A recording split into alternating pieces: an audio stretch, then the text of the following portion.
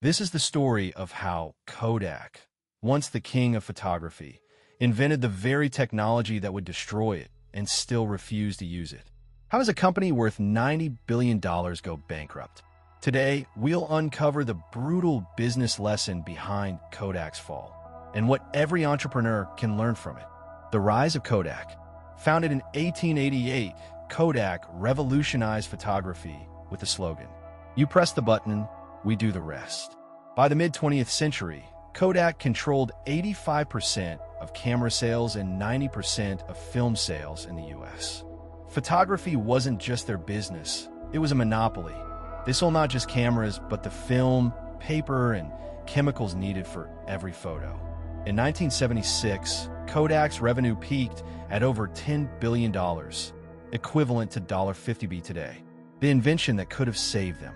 1975, a 24-year-old Kodak engineer, Steven Sasson, builds the first digital camera prototype.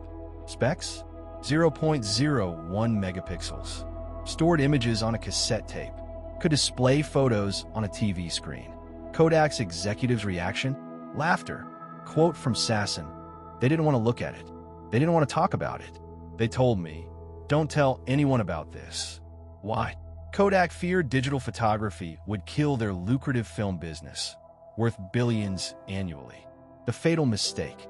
Kodak patented digital imaging technology in the 1980s but did not aggressively commercialize it.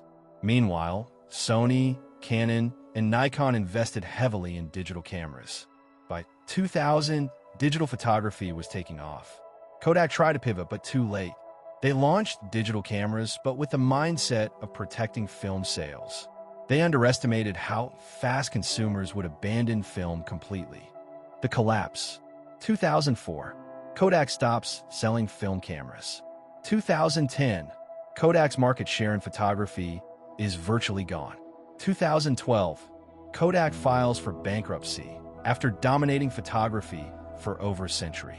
Ironically, digital photography didn't kill photography, it exploded it. Billions of photos are taken daily, but Kodak isn't part of that revolution. The business lesson: disruption is inevitable.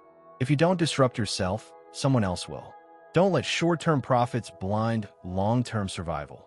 Kodak clung to film profits instead of embracing the future. Listen to your innovators. Companies often bury groundbreaking ideas out of fear. Adapt to changing consumer behavior. Customers wanted convenience, not nostalgia for film. Conclusion. Kodak teaches us that even giants can fall when they ignore change.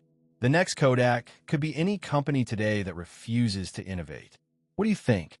Could Apple, Google, or another giant face a similar fate in the future? Let me know in the comments.